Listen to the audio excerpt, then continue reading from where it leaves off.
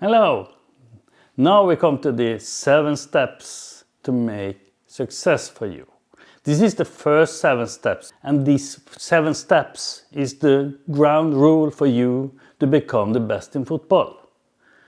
So the first rule you have to go on and know about is that you have to have a goal. You, as a team in football, is not the whole thing to win, to make goals. But how do you make the goals? How do you achieve to do these things? You have to have a goal to make it. It's like you're going to a holiday. If you don't know where you're going on holiday, then you just go anyway, don't you? You're going round and round and going nowhere because you don't know where you're going. And this is what Alice in Wonderland. She was lost in the town and she met a cat there. And she asked the cat, "Help, please, can you tell me how to get out over here?" And the cat replied, Yes, of course. It depends where you want to go." "Oh," said Alice, "that doesn't matter." "Okay," replied the cat.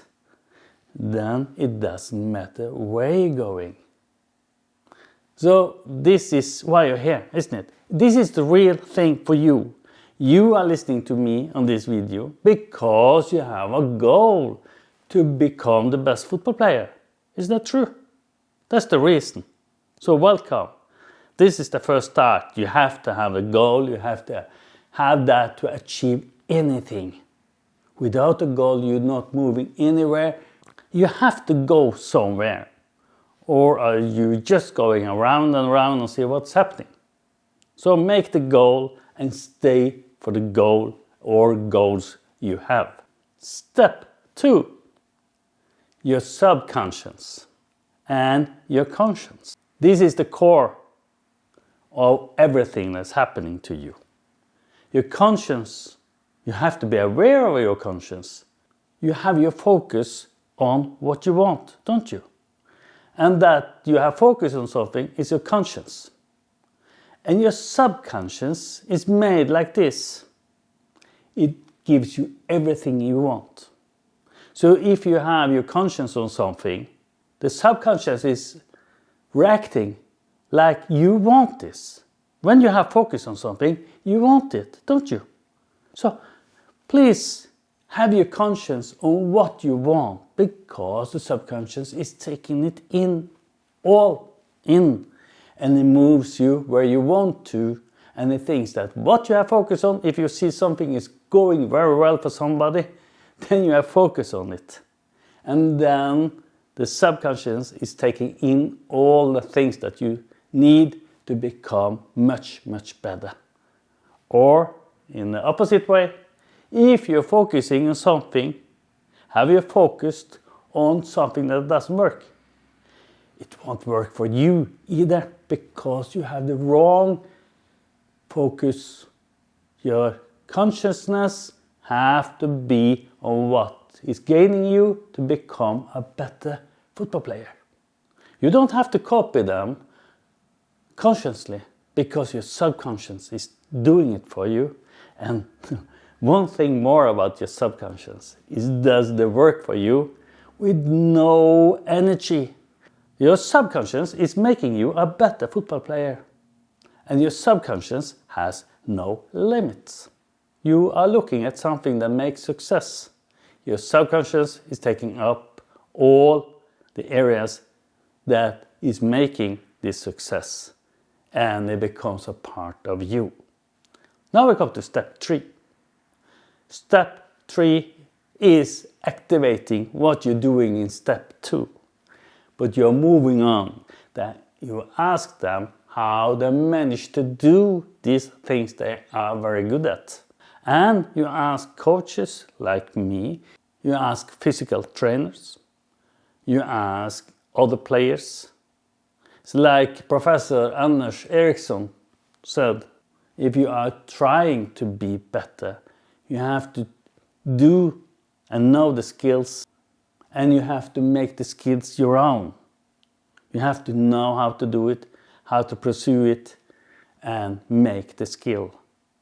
It takes some hard work, but you can do it. And to do it, you have to ask the people that knows how to do it. If you ask somebody how they do it, you are activating yourself. They are more than willing to share it with you. And I have a history from athletics. He was struggling to be better. And I asked him, stalk the other people, all the athletes that you're meeting. They can run, they can jump high, they can do anything.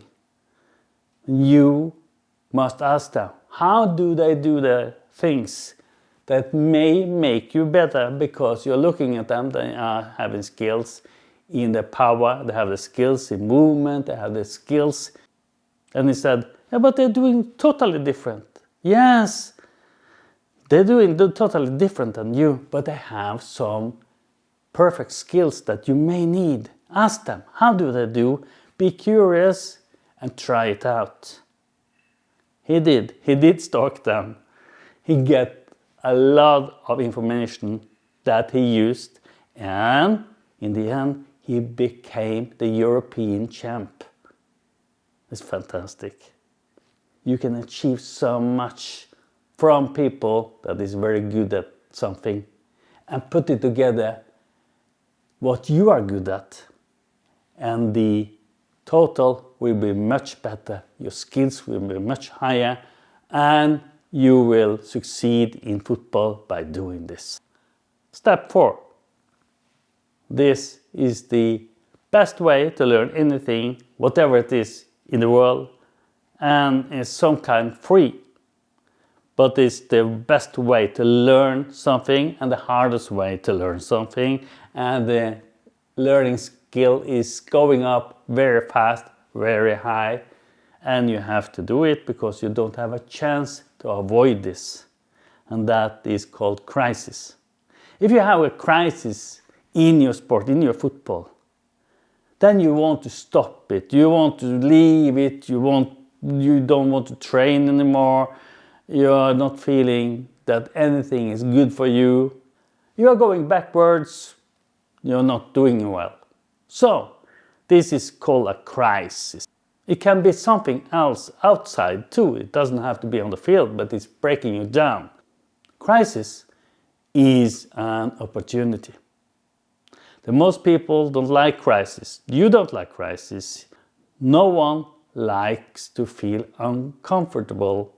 If you use this crisis, it is a fantastic energy to make it much faster and much better than anybody else.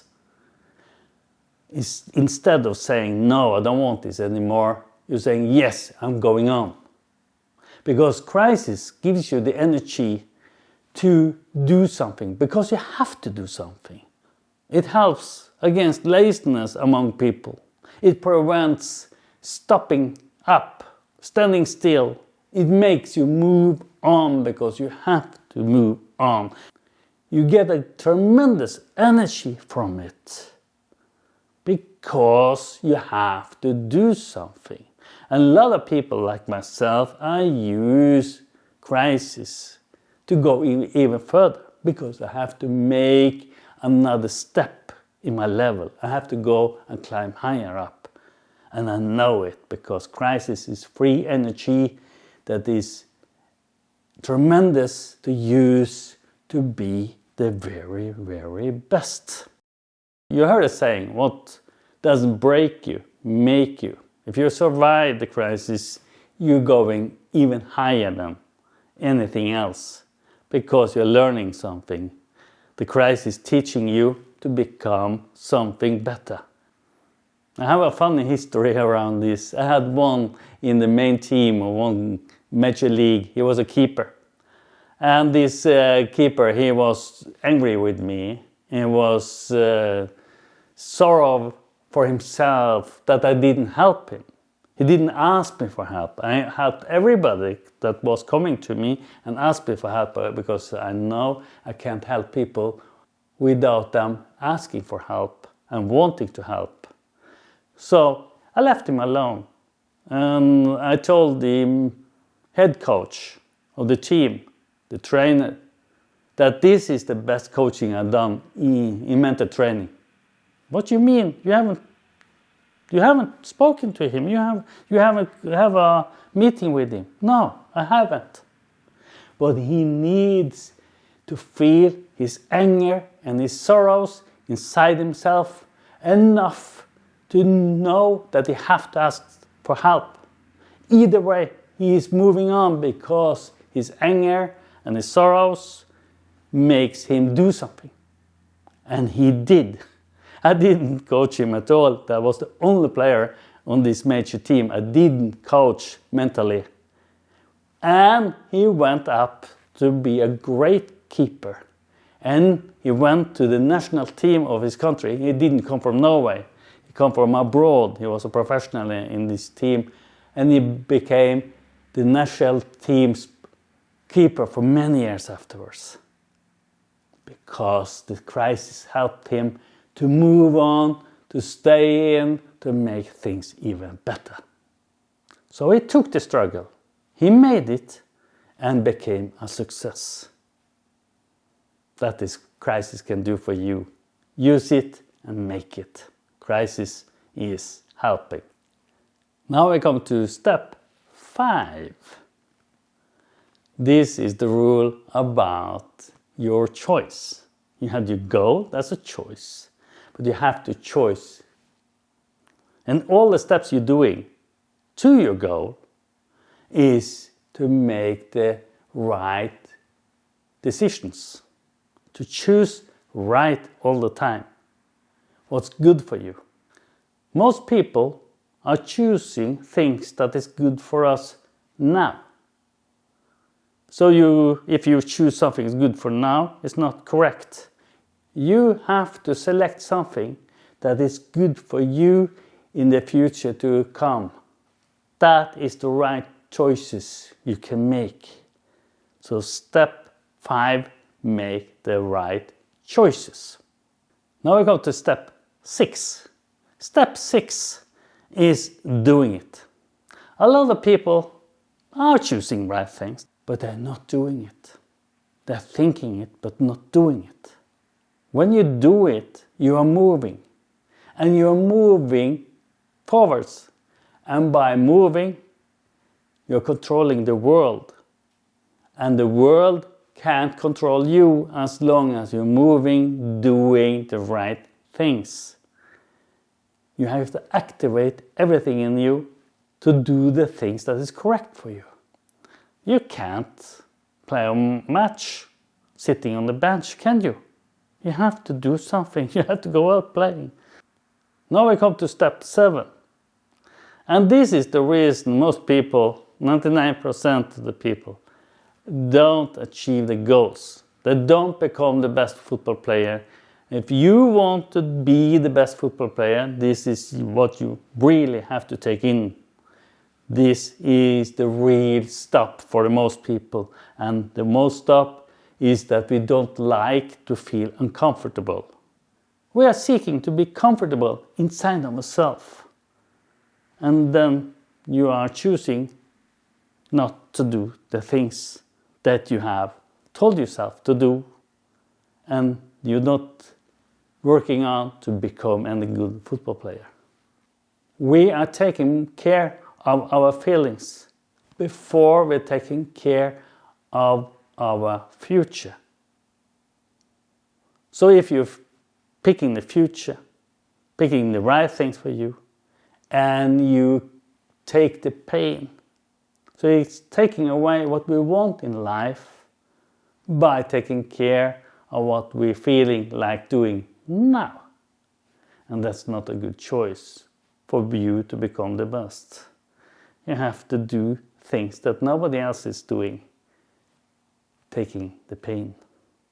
This pain I'm talking about is not physical pain, it's a mental pain.